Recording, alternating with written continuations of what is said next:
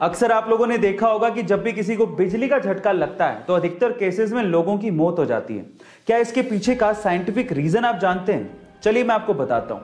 देखिए, उसके पीछे का रीजन ये है कि हमारी बॉडी में 70% पानी है और जैसे ही हमें बिजली का झटका लगता है अंदर का पानी जल जाता है, सूख जाता है, खत्म हो जाता है, जिसकी वजह से हमारा खून यानी कि ब्लड गाढ़ा हो जाता है और गाढ़ा होने की वजह से वो अच्छे से फ्लो नहीं हो पाता और हमारे शरीर के अंगों तक पहुंच ही नहीं पाता, जिसकी वजह से हमारे शरीर के अंग काम करना बंद कर देते हैं और उसी वजह से हमारी मौत हो जाती है।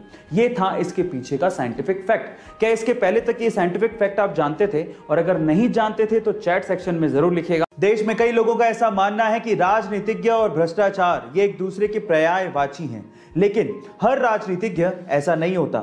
जैसे उदाहरण के तौर पे लाल बहादुर शास्त्री जी। गाइस, लाल बहादुर शास्त्री जी ने प्रधानमंत्री पद की शपथ एक फटी हुई धोती में ली थी और बाद में ऐसा पता लगा कि लाल बहादुर शास्त्री जी के पास सिर्फ 2 ही धोती और सिर्फ 2 ही कुर्ते थे। प्रधानमंत्री बनने के बाद उनकी धर्म पत्नी ने उनसे कहा था कि अब आप नई धोती क्यों नहीं ले लेते? तो उसके बाद जो लाल बहादुर शास्त्री जी ने कहा वो आप लोगों को सुनना चाहिए। उन्होंने कहा कि देश के करोड़ों किसान ऐसी ही धोती पहनते हैं और मुझे नई धोती पहनने का कोई अधिकार नहीं है। गाइस, आपका लाल बहादुर शास्त्री जी के सरल जीवन के बारे में क्या कहना है चैट सेक्शन में जरूर लिखेगा। चीन के एक शहर हुबेई में यांगजी नदी के ऊपर एक डैम बना हुआ है। इस डैम का नाम है 3 जॉर्ज डैम। यह डैम 2335 मीटर लंबा और 181 मीटर ऊंचा है। यह डैम इतना बड़ा है कि इस डैम की वजह से हमारी धरती यानी कि हमारी अर्थ का रोटेशन तक धीमा हो गया है। Oh my God! क्या इसके पहले तक इफेक्ट आप जानते थे? और अगर नहीं जानते थे तो चैट सेक्शन में जरूर लिखिएगा।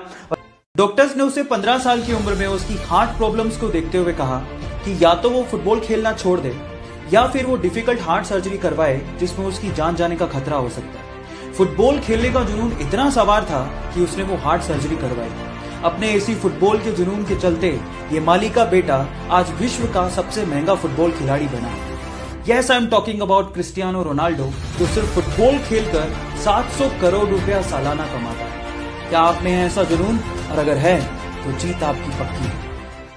माइकल फेलिप्स ने 2008 में पब्लिकली अनाउंस कर दिया कि वो अगले ओलंपिक में 8 गोल्ड मेडल जीत के लाएगा। फिर क्या था, मीडिया ने, लोगों ने उनका मजाक उड़ाना शुरू कर दिया। लेकिन माइकल फेलिप्स ने इन्हीं लोगों की इन बातों को अपना मोटिवेशन बनाया और दिन में 12-12 घंटे स्विमिंग की प्रैक्टिस करने लगे। अचानक से एक एक्सीडेंट में उन्होंने अपना हाथ फ्रैक्चर कर लिया। डॉक्टर ने साफ मना कर दिया कि अगले ओलंपिक में आप पार्टिसिपेट नहीं कर सकते। लेकिन इसके पागलपन के आगे मुसीबतें कुछ नहीं थी। उसने पैरों से स्विमिंग करनी शुरू कर दी और फाइनली फिर क्या था, अगले ओलंपिक में एक वर्ल्ड रिकॉर्ड के साथ टोटल 8 गोल्ड मेडल उसने जीते।